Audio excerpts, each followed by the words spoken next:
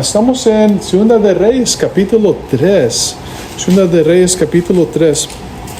¿Quién llegó a leer este capítulo? ¿Alguien lo leyó? ¿No? Okay. No hay problema, ahorita lo vamos a analizar. Es bien interesante lo que llega a suceder aquí en este capítulo. Cuando vemos en el capítulo 3, vamos a estar enfocados en el capítulo 3 vamos simplemente a regresar. En el capítulo 1 llegamos a hablar un poquito acerca de Ocosías, ¿verdad? El que llegó a tomar Ocosías acá. El que llegó a tomar el lugar de Acab, ¿verdad? Y luego también llegamos a mirar un poco de Joram, ¿verdad? Que viene siendo el hermano de Ocosías, porque recuerdan que Ocosías no tuvo descendencia, ¿verdad? Tuvo un accidente, ¿verdad? Se cayó del piso superior de su palacio. Pero en el capítulo 3 vamos a regresar un poco en el tiempo durante el reinado de Joram, ¿verdad? Y Josafat, porque recuerden que en el capítulo 1 ya estaba reinando Josafat. Ya había dejado de reinar porque murió y era Joram y Joram, ¿se acuerdan? La misma vez. Y creo que era el capítulo 1 y también el capítulo 2 hace mención de eso. Pero ahora estamos regresando durante el tiempo de que Joram está reinando y luego Josafat está reinando. ¿Ok? El otro hijo de Acab. Otra vez, Ocosías no tuvo descendencia. Y por eso Joram, su hermano, tomó el reinado después de su muerte. Ahora, en el capítulo 3 lo podemos dividir en tres partes. La rebelión de Moab en el verso 1 al 9. Y luego verso 10 al 19, la intervención profética de Eliseo, del verso 10 al 19. Y luego el derrote de los moabitas, o los moabitas derrotados del verso 20 al 27, ¿ok? Lo podemos mirarlo así de esa manera. Vamos a comenzar el verso 1 al verso 9. Abi. Joram, hijo de Acab, comenzó a reinar sobre Israel en Samaria en el año 18 de Josafat, rey de Judá, y reinó 12 años. Hizo lo malo ante los ojos del Señor, aunque no como su padre y su madre, pues quitó el pilar sagrado de Baal que su padre había hecho. Sin embargo, se aferró a los pecados de Jeroboam, hijo de Nabat, de los que hizo pecar a Israel, y no se apartó de ellos. Y Mesa, rey de Moab, era criador de ovejas y pagaba al rey de Israel 100,000 corderos y la lana de 100,000 carneros. Pero cuando Acab murió, el rey de Moab se rebeló contra el rey de Israel. Y aquel mismo día el rey Joram salió de Samaria y alistó a todo Israel. Y fue y envió palabra a Josafat, rey de Judá, diciendo: el rey de Moab se ha rebelado contra mí. ¿Irás conmigo a pelear contra Moab?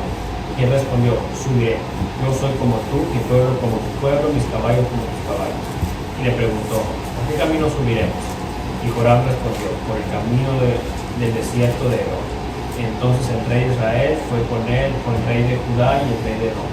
Y después de dar un rodeo de 7 días de camino, no había agua para el ejército ni para los animales que lo seguían. Okay.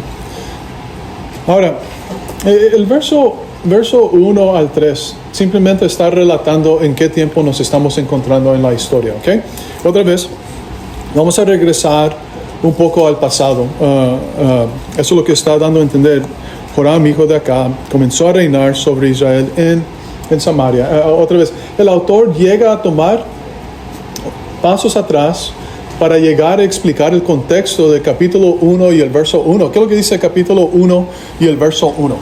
Porque eso es lo que estamos haciendo. Estamos retrocediendo un poco para poder explicar lo que está sucediendo. ¿Verdad? ¿Melissa, puedes leerlo? Capítulo 1 y el verso 1.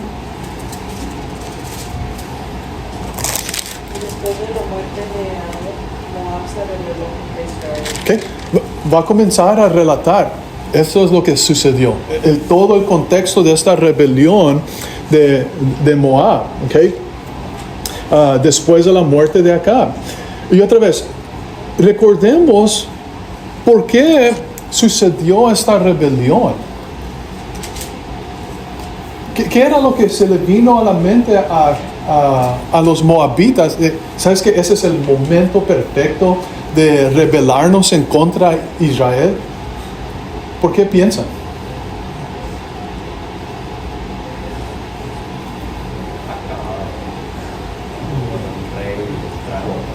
Esos momentos de cambio de rey, pues sí eran como reinos, pero esos cambios de rey, de gobierno, siempre son los momentos correctos. Ok, eso es una razón, la transición de un rey a otro rey, pero ¿qué es lo que dice inmediatamente en el verso 2 del capítulo 1?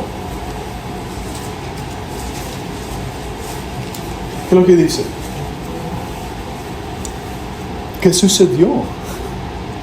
El verso 2. En cuanto a Ocosías, se cayó por una ventana del piso lejos de su palacio en Samaria y quedó muy lastimado.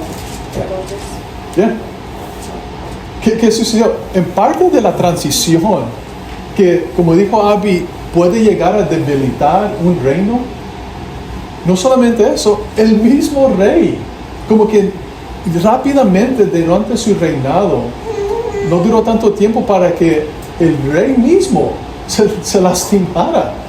Y si el rey está débil y el rey representa el reino, si el rey está débil, ¿qué es lo que va a suceder con el reino? Se va a debilitar en gran manera. Pierde su fuerza. ¿Y qué es lo que llegamos a mirar? Moab, estamos en esa transición de reyes. Y no solamente eso, sino que también el mismo rey, sea lo que sea, cómo pasó todo eso, simplemente quedó herido, ¿verdad? Se cayó de su piso superior de su palacio, ¿ok? El reino está debilitado. Perfecto momento para rebelarnos en contra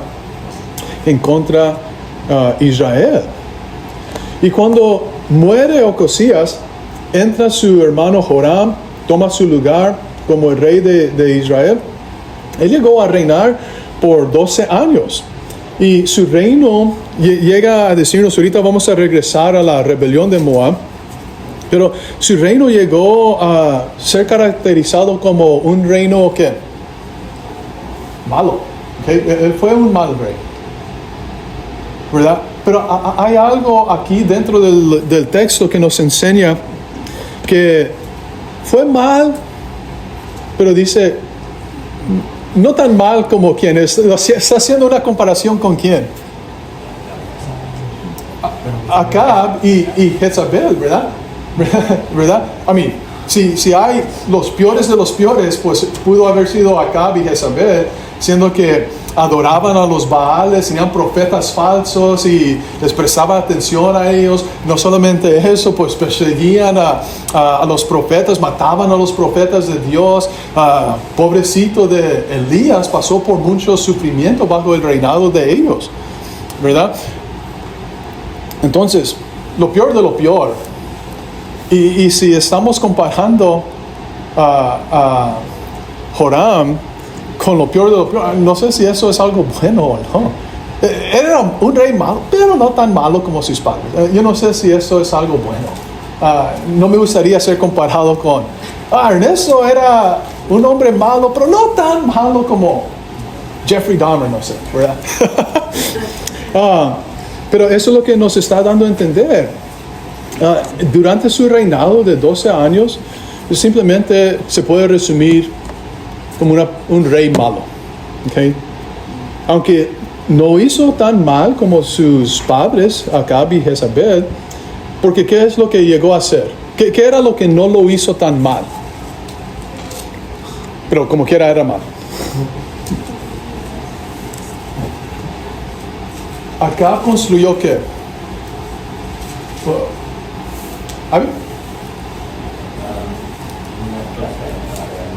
El pilar sagrado de Baal. Ajá, exactamente. Pilar sagrado de Baal, dependiendo qué versión tienes. Pilar sagrado de Baal, algo principal. Mi versión dice la piedra ritual de Baal, ¿okay? Que construyó acá. Y Él por lo menos llegó a quitar esa piedra. El Espíritu Santo aquí nos revela lo bueno y lo malo, ¿verdad? Él no va a reservar cosas. Y nos dice, mira, acá por lo menos quitó esto. Joram por lo menos quitó esto. Pero, ¿por qué llegó a caracterizarse su reinado como algo malo durante esos 12 años?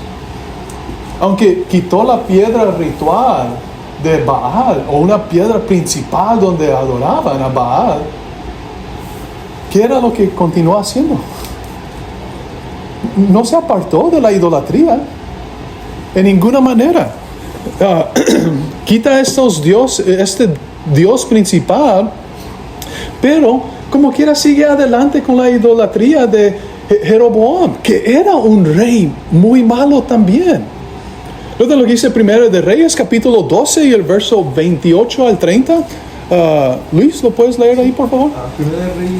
Primera de Reyes, capítulo 12 y el verso 28 al 30. Dice, y habiendo tenido consejo, hizo el rey 2 becerros de oro, y dijo al pueblo, bastante habéis subido a Jerusalén, he aquí tus dioses, oh Israel, los cuales se hicieron subir de la tierra de Egipto, y puso uno en Betel y el otro en Dan, y esto fue causa de pecado, porque el pueblo iba a adorar delante de uno hasta Dan.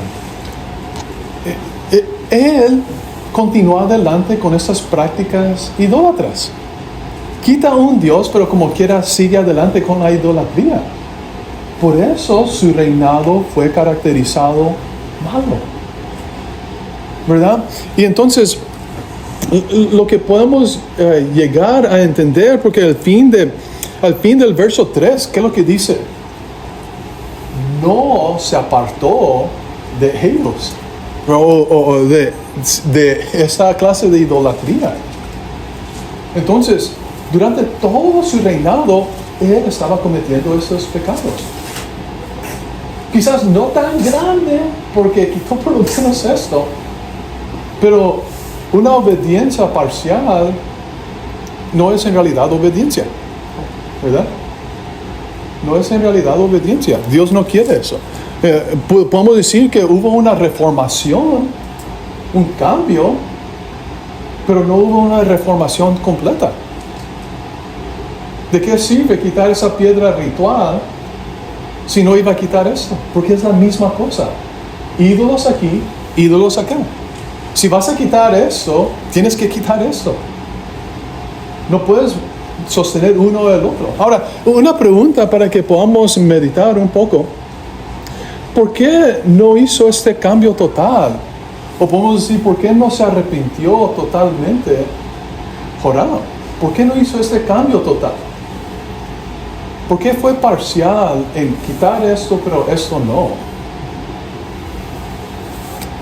Es una muy buena pregunta. ¿Por qué? ¿Por qué piensan? ¿Alguien quiere decir? Para seguir agradar al pueblo.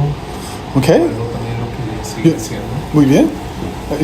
Quizás ya estaba muy acostumbrado el pueblo y para mantener el apoyo del pueblo, simplemente continuar adelante con esa práctica.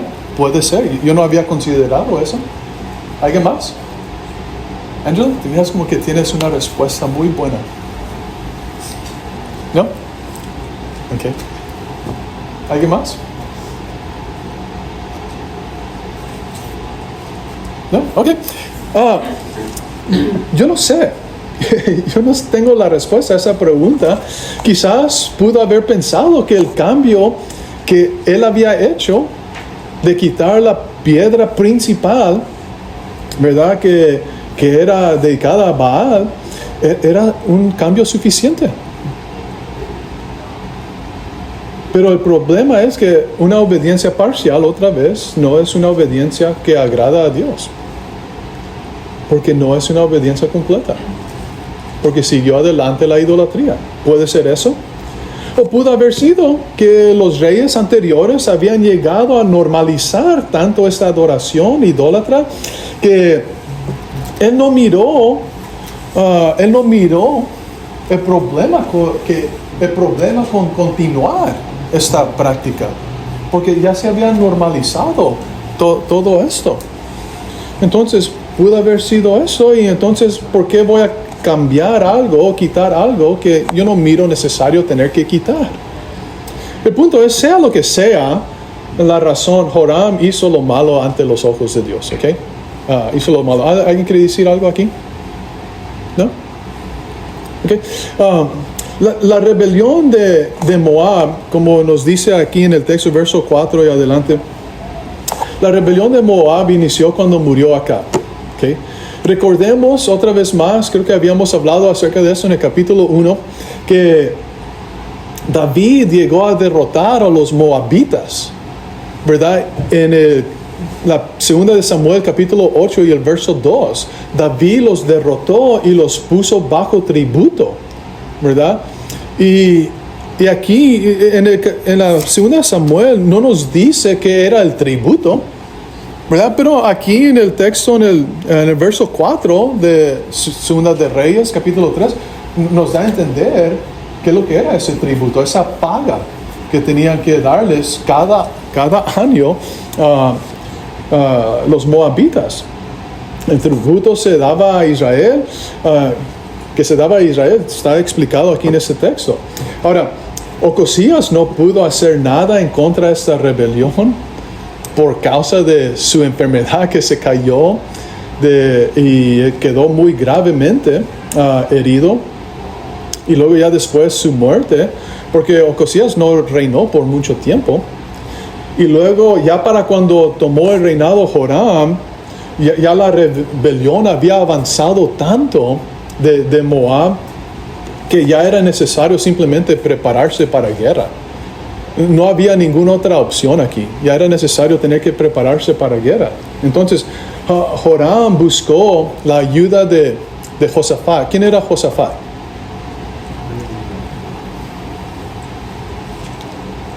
El rey de Israel. No el rey de Israel, el rey de Judá. El rey de Judá. ¿Verdad? Judá es el reino del sur, Israel es el reino del norte. ¿Okay? Y buscó la ayuda de Josafat. Y Josafat respondió al llamado y fue a ayudar a Joram para ayudar a traer a Moab bajo tributo de nuevo. Y al tomar camino, ¿quién más los acompañó? El rey de Edom. Y es bien importante, ¿quién decidió tomar ese camino? ¿Era Josafat o Joram? Joram, ¿verdad? Porque Josafat le pregunta a Joram, ¿por cuál camino vamos a ir para enfrentarnos con los moabitas, con Moab? Y Joram dice, no, vamos a pasar por ese camino. Porque eso es bien importante por lo que vamos a llegar a mirar más adelante, porque se van a meter en problemas. Se van a meter en problemas aquí, ¿ok? Y déjenme decirles, no, el problema no fue Dios, fue Joram, ¿ok? Joram tomó la decisión de vamos a pasar por la tierra de Edom, y luego, por consecuencia, llegaron a involucrar al rey de Edom también, y el rey de Edom los acompañó. También es importante recordar, noten lo que dice en 2 Samuel, en capítulo 8 y el verso 13 y 14. Edom, ¿por qué Edom acudió al llamado? 2 Samuel 8 y el verso 12 y el 13 nos va a decir. Marco, ¿los puedes leer, por favor? 2 Samuel 8 y el 13 y 14.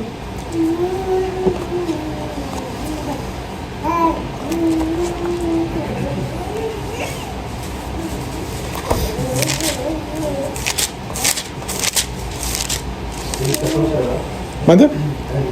Sí.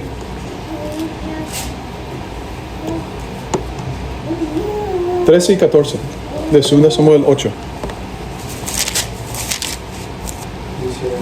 Así ganó David fama cuando regresaba de derrotar a los sirios destrozó a 18,000 edomitas en el valle de Sar, y puso guarnición en Edom, por todo Edom puso guarnición, y todos los edomitas fueron siervos de David, y Jehová dio la victoria a David por donde quiera que fue. Ok, ¿qué es lo que llegó a hacer David?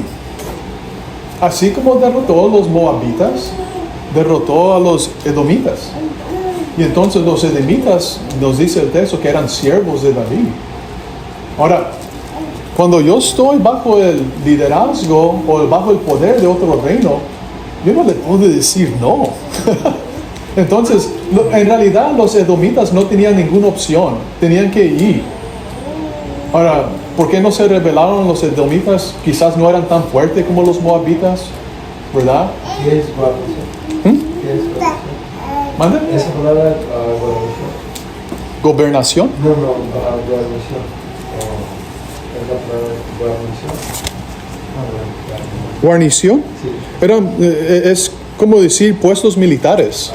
Puestos militares. Como hicieron campamentos militares ahí para sostener control de esa área. ¿Okay? Mantener control de esa área. Entonces eso es lo que llegamos a mirar, lo que sucede. Por eso Edom va con Israel, ¿verdad?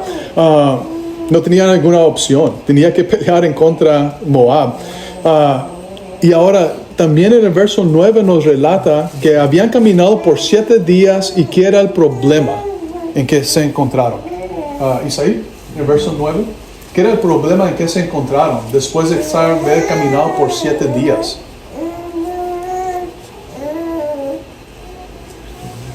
Verso 9. Ajá.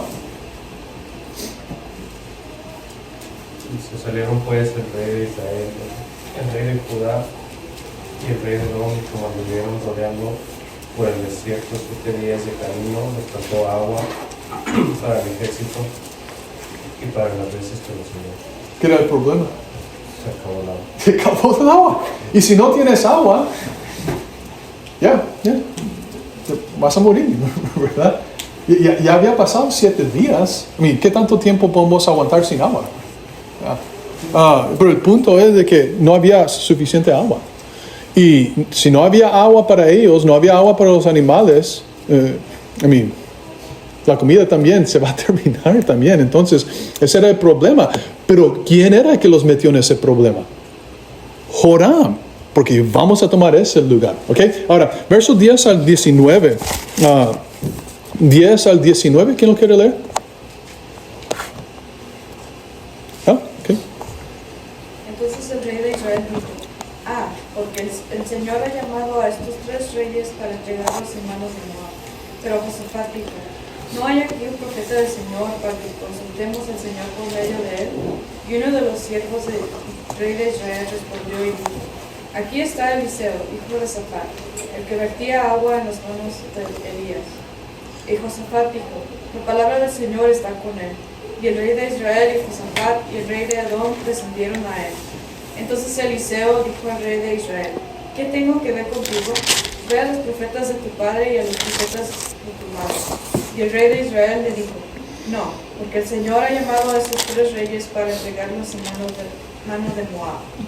Y Eliseo dijo, vive el Señor de los ejércitos, ante quien estoy, que si no fuera por respeto a la presencia de Josafat, rey de Judá, no te miraría ni te vería. Mas traedme ahora un tañedor. Y sucedió que mientras el tañedor tocaba, la mano del Señor vino sobre Eliseo. Y él dijo, así dice el Señor, haced en este valle muchas zanjas.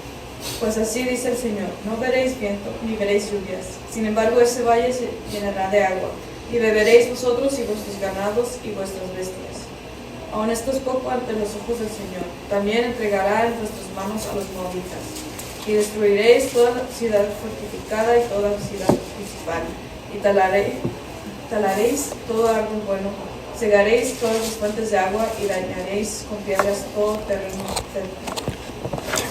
Ahora, ya estamos mirando, entra Eliseo por primera vez, ¿verdad? Ya habíamos mirado cómo él llegó a ser confirmado, ¿verdad? de 3 diferentes señales del capítulo 2, pero ahora ya estamos mirando a Eliseo en acción como profeta por primera vez, ¿ok?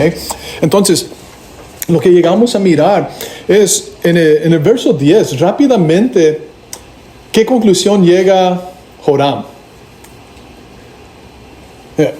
No, man, es Dios que nos metió en ese problema. Es Dios que nos metió en ese problema. Él tiene la culpa porque dice, Jehová ha traído a estos 3 reyes para entregarlos en manos de los moabitas. ¿Quién era que tomó esa decisión? Era él. Pero en vez de humillarse, aceptar y entender, man, yo tengo la culpa, ¿por qué? Debería de haber consultado quizás con Dios primeramente antes de salir a entrar en una batalla o en guerra contra el enemigo. Él tenía la culpa, no era Dios. Pero es bien interesante cómo rápidamente Joram llega a la conclusión que la culpa la tenía Dios y que Dios los iba a entregar en las manos del enemigo. Llegamos a mirar una reacción, un gran contraste con la reacción de Josafat. Right? En vez de Josafat decir, ¿sabes qué? Es cierto, Dios nos va a entregar en las manos, ¿verdad? De seguirle la corriente a Joram. ¿Qué es lo que dice Josafat? Man, ¿por qué estás diciendo esas cosas? ¿Por qué dices eso? No digas eso. Dice, ¿no hay aquí algún profeta de Jehová para que consultemos a Jehová por medio de él? Como llegamos a mirar una reacción muy diferente de Josafat con la reacción de Joram. Joram rápidamente culpa a Dios por su equivocación, y Josafat, ¿qué es lo que hace? Man, toma la calma. Cálmate. Para de hablar así, de esa manera. Vamos a consultar con Dios. Hay un profeta aquí con quien podemos consultar, ¿verdad? Hay un profeta aquí con quien podemos consultar. Y creo que esto demuestra no solamente la reacción, pero también demuestra qué clase de relación tenían esos 2 reyes con Dios. ¿Por qué Joram rápidamente culpa a Dios? ¿Qué clase de relación tenía Joram con Dios? Ninguna relación. Un rey que practica la idolatría no tiene relación con Dios. Y luego, ¿qué relación tenía Josafat con Dios? Era un siervo fiel de Dios. Era un buen rey él. Entonces, llegamos a mirar un gran contraste aquí entre los dos reyes. Se les dio información que Eliseo estaba en la área, ¿verdad? Podemos ir a consultar con Eliseo. Cuando hace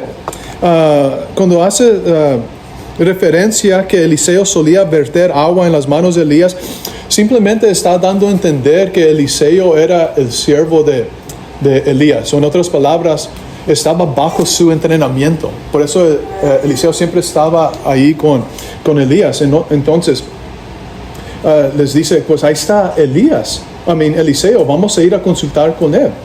Pero cuando llegan con Eliseo, ¿qué recepción reciben? Y toda la atención está dirigida a quién. No el rey de Edom, no a Josafat, sino a quién. A Joram. ¿Cómo lo recibe Eliseo? ¿Qué le dice Eliseo? Paul. En el verso 13, cuando se encuentran con Eliseo.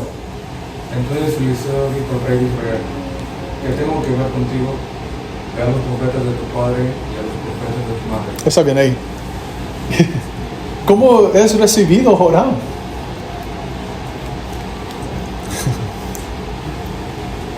¿Qué tengo que ver yo contigo? ¿Verdad? ¿Qué es lo que está demostrando esta pregunta que hace Eliseo a Joram? ¿Qué tengo que ver yo contigo? ¿Qué demuestra eso? ¿Tenía algo personal Eliseo con Joram? Que no había ninguna relación entre sus padres, ni él, ni la sociedad. Ellos nunca buscaban el consejo de Dios, nunca buscaban a esos profetas, buscaban a otros profetas. Exactamente. En otras palabras, esa pregunta en ninguna manera es algo personal que tenía Eliseo en contra de Joram. Nada personal. Pero tenía todo que ver con su relación espiritual con Dios. Y lo que está dando a entender Eliseo es Eliseo era un profeta del Dios verdadero. Había una conexión directa Eliseo con Dios. Había una comunión con Dios y Eliseo. Y el rey llegó a conformarse a prácticas idólatras. Por eso es importante entender qué clase de rey era Joram. ¿Ok? Y si podemos ver que Joram no era un buen rey y estaba cometiendo idolatría, ¿verdad? ¿Cómo puede Eliseo tener una relación, siendo él un profeta de Dios, con alguien que practica todo lo contrario de servir al Dios verdadero? Lo que preguntó Eliseo no era algo personal en contra del rey, era una manera de decirle claramente que no había comunión entre él y entre Joram. Y es exactamente lo que nos está dando a entender Pablo en la segunda carta de Corintios, en el capítulo 6 y el verso 14. Noten lo que dice allí, rápidamente, segunda carta de Corintios, en el capítulo 6 y el verso 14 y adelante, dice, no os unáis en yugo desigual con los no creyentes, porque ¿qué compañerismo tiene la rectitud con el desorden? ¿Qué comunión la luz con las tinieblas? ¿Qué armonía hay entre Cristo y Belial? ¿Qué parte tiene el creyente con el no creyente? ¿Qué acuerdo puede haber entre un templo de Dios y los ídolos? Porque nosotros somos templo del Dios viviente. Como Dios dijo, habitaré y andaré entre ellos, yo seré su Dios y ellos serán mi pueblo. Por lo cual salid en medio de ellos y apartaos, dice el Señor. No toquéis lo impuro y yo os recibiré. Y seré para vosotros padre y vosotros me seréis hijos e hijas, dice el Señor Todopoderoso. Entonces, ¿qué es lo que está dando a entender Pablo? No podemos tener comunión con las prácticas pecaminosas del mundo. Es por eso que no había una relación entre Eliseo y Joram. Es por eso que no hay una relación entre nosotros con esas personas que practican pecado en el mundo. No hay comunión entre nosotros, ¿verdad? Y entonces eso es lo que está dando a entender Eliseo. No hay nada personal aquí. Y Eliseo continúa adelante. Si quieren practicar la idolatría, ¿por qué no vas con los profetas que también llegaron a consultar su propio padre, esos falsos profetas? Dice esta versión, la nueva traducción viviente, dice, porque has venido a verme a mí, o sea, en forma de que tú nunca has venido, ahora porque vienes y le ¿Por qué ahora? Y le dice, preguntó Eliseo al rey de Israel, y lo dice, busca a los profetas paganos de tu padre y tu madre. Sí, no tiene sentido. Tú estás adorando acá, tú estás buscando, consultando acá. ¿Por qué vienes conmigo? ¿Pero quién era el que sugirió eso? El rey bueno. El rey bueno, Josafat. Ahora, si quiere practicar la idolatría, vaya con sus profetas de sus padres, consulte con ellos. Pero la manera como responde, no porque era Dios el que los puso en esa situación, era porque Él decidió eso. Él no tiene que arreglar. Él no tiene que arreglar nada. Dios no tiene que arreglar esa situación. Él mismo se puso en esa situación. Pero Joram dice, no, yo tengo que venir contigo porque Dios nos puso en esta situación, ¿verdad? Otra vez culpando a Dios. Y luego la manera otra vez más como responde Eliseo. ¿Sabes qué? Vive Jehová de los ejércitos, verso 14, a quien sirvo, que si yo no tuviese respeto por Josafat, rey de Judá, ¿por qué tenía respeto? El respeto de Eliseo. Porque Josafat era un siervo fiel de Dios. Porque él hizo lo bueno delante de Dios. Dice, ni te atendería, ni te miraría. ¿A mí qué? ¿Verdad? Eso es lo que está dando a entender. Pero, gracias por la fidelidad de uno, Dios ayudó aquí en esta situación. Porque si Josafat no estaba presente, hubieran muerto todos ahí en el desierto. No iba a venir agua, no iba a venir solución. Entonces, ¿qué es lo que dice Eliseo? Dice, tráigame un músico, ¿verdad? Tráigame un músico. ¿Por qué dice? Eso me hizo bien interesante. ¿Por qué dijo, tráeme un músico? No es la primera vez, no vamos a leer esos textos, pero marquen ahí esos textos porque es bien interesante. Porque muchas veces, cuando profetas llegaban a profetizar, siempre había alguien tocando música.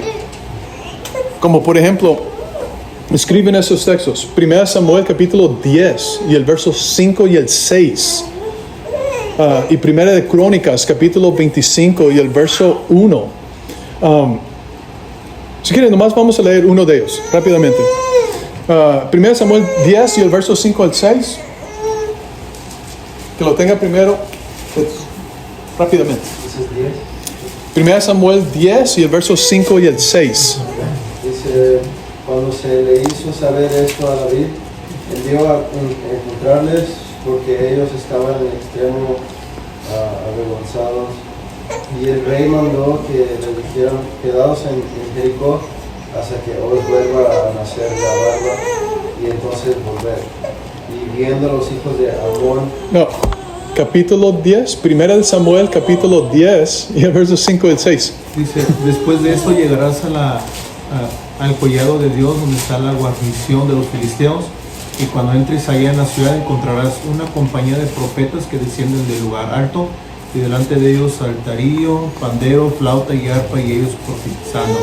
Entonces el Espíritu de Jehová vendrá sobre ti con poder, y profetizarás con ellos, y serás mudo en otro hombre. Ok. Era muy común que cuando llegaban a profetizar los profetas, había música que se estaba tocando, ¿verdad? ¿Por qué? Un poco curioso, ¿verdad? Pero la razón no se explica por qué pide el músico, pero es muy probable. Llegué a mirar diferentes comentarios y todos llegan a decir básicamente la misma cosa, que es muy probable que la música ayudaba al profeta no solamente a relajar el espíritu, sino que también ayudaba al profeta a enfocarse en Dios y lo que iba a profetizar de su parte, ¿verdad? Y en realidad no es nada diferente de lo que hacemos nosotros hoy en día, ¿verdad? ¿Qué es lo que hacemos nosotros? Cantamos himnos que tienen un mensaje que prepara nuestro espíritu para adorar a Dios, ¿sí o no? Por supuesto, todos estos mensajes nos ayudan a prepararnos para adorar a Dios. Entonces, eso es lo que estaba sucediendo. Entonces, Eliseo les comunica qué tienen que hacer. Hagan pozos por todo el valle. Aunque no iban a llegar a ver lluvia descender del cielo, Dios haría que se llene todos de agua y tendrían suficiente agua para todos ellos y para sus animales. Y no solamente les anunció Eliseo eso, sino que también les dijo, Dios también les va a dar una victoria, ¿verdad? Sobre los moabitas. ¿Okay? El verso 20 al 27, Abby, ¿los puede leer otra vez ahí? Ya para finalizar. Y aconteció que por la mañana, a la hora de ofrecer el sacrificio, el agua vino por el camino de Edom y la tierra se llenó de agua. Y todos los moabitas oyeron que los reyes habían subido a pelear contra ellos. Y convocaron a todos, desde los que podían ponerse armadura en adelante, y se colocaron en la frontera. Se levantaron muy de mañana, y cuando el sol brilló sobre el agua, los moabitas vieron el agua frente a ellos tan roja como la sangre. Entonces dijeron, esto es sangre. Sin duda los reyes han peleado entre sí y se han matado unos a otros. Ahora pues, Moab al despojo. Pero cuando llegaron al campamento de Israel, los israelitas se levantaron y hirieron a los moabitas, y estos huyeron delante de ellos. Y los israelitas invadieron el país matando a los moabitas. Destruyeron las ciudades y cada uno arrojó su piedra en toda parcela de tierra buena y la llenaron. Cegaron todas las fuentes de agua y talaron todos los árboles buenos, hasta dejar en Kir-Hareset solo sus piedras. No obstante, los honderos la rodearon y la destruyeron. Al ver el rey de Moab que la batalla arreciaba contra él, tomó consigo 700 hombres que sacaban espada para abrir brecha hacia el rey de Edom, pero no pudieron. Entonces tomó a su hijo primogénito que había de reinar en su lugar y lo ofreció en holocausto sobre la muralla. Y hubo gran ira contra los israelitas, quienes se apartaron de ahí y regresaron a su tierra. Muy bien. Comenzamos con Dios cumpliendo su palabra.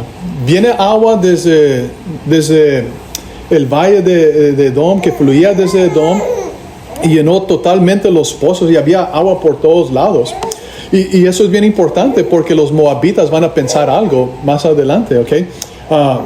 Que los iba a llevar a su derrota.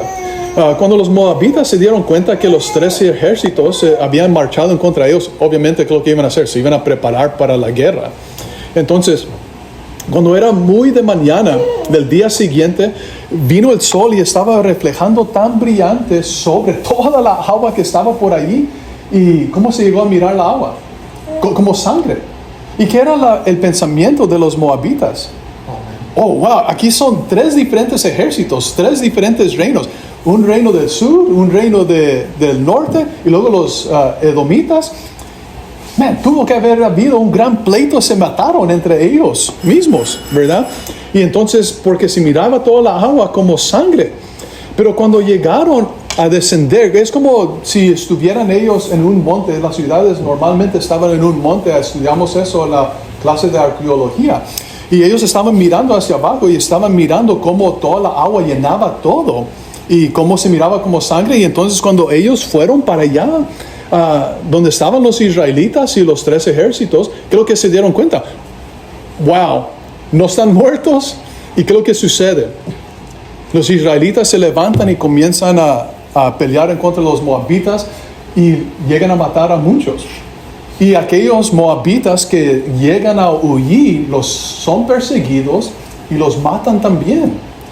Cuando mira esto el rey de Moab,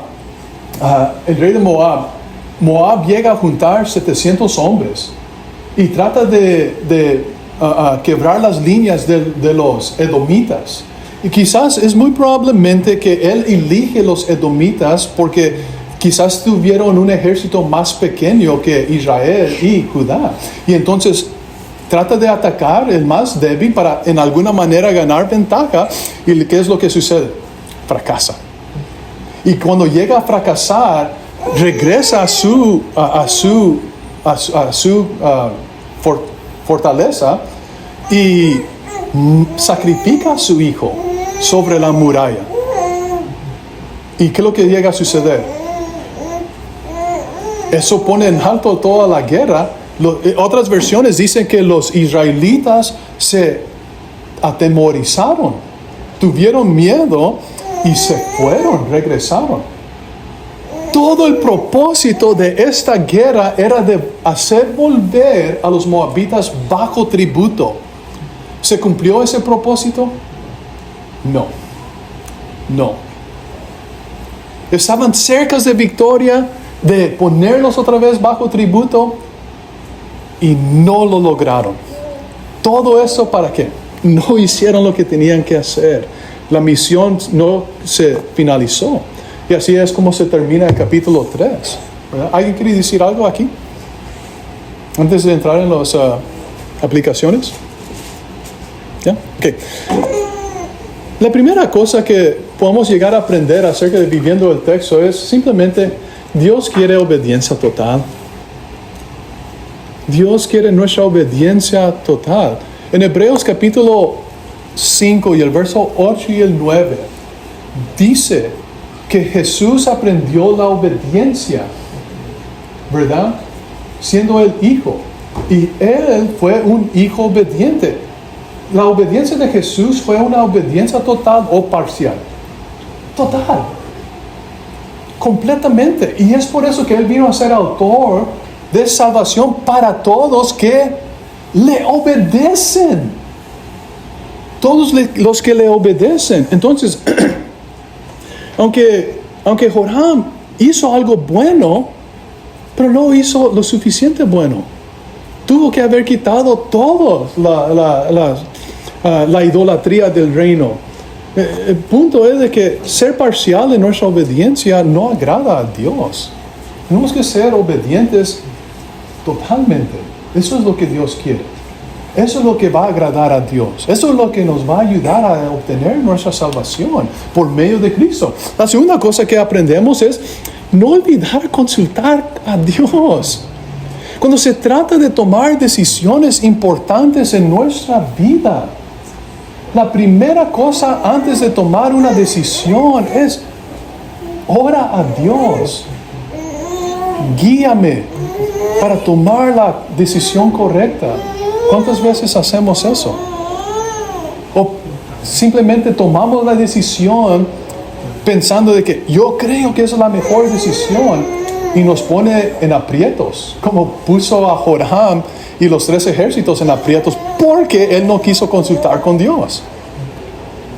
Entonces es importante nosotros aprender a depositar nuestra fe en Dios, y una manera que manifestamos eso antes de tomar cualquier decisión, y especialmente decisiones importantes, habla con Dios, pide guianza, que Él te guíe a tomar una buena decisión. ¿Okay? La tercera y última cosa que podemos aprender, la última cosa que yo encontré, puede haber otras, ¿verdad? Es la fidelidad de uno puede bendecir a muchos. Lo que salvó todo esto de que fuera una pérdida completa para los israelitas era un hombre solamente, Josafat. La fidelidad de Josafat. ¿Qué hubiera pasado si Josafat no hubiera estado presente? Muerte, exactamente. Debemos trabajar nosotros en nuestra fidelidad para con Dios, para que nosotros un día lleguemos a ser una bendición para otros. Dice Mateo capítulo 5 y el verso 16 que nosotros podamos llevar a otros a glorificar a Dios por medio de nuestra fidelidad, porque miran a Cristo en nuestras vidas y lleva a Dios a ser glorificado. Uno, debemos de trabajar en nuestra fidelidad, porque nunca sabemos cuándo vamos a ser una bendición para otros. ¿Okay? ¿Hay alguien más que quiera añadirle algo a viviendo el texto? ¿Otras aplicaciones? Hay algo que miré en el versículo 4, en el versículo 5, cuando no había el rey, ¿verdad? Había muerto. Entonces los moabitas se habían rebelado. Entonces podemos mirar también ahí de que si no hay liderazgo hay rebelión. Y si hay alguien que se pone de pie, ¿verdad? O sea, la verdad, como dices tú, los demás, ok, siguen. Y si no hay nadie, entonces... Es cierto. Creo que es en Proverbios que dice, si no hay visión dado por medio del liderazgo, en realidad todos van como ovejas descarriados. ¿verdad? Nadie se va a aprovechar, ¿verdad? Es cierto. ¿Ya? Muy bien. Domingo que viene, capítulo 4.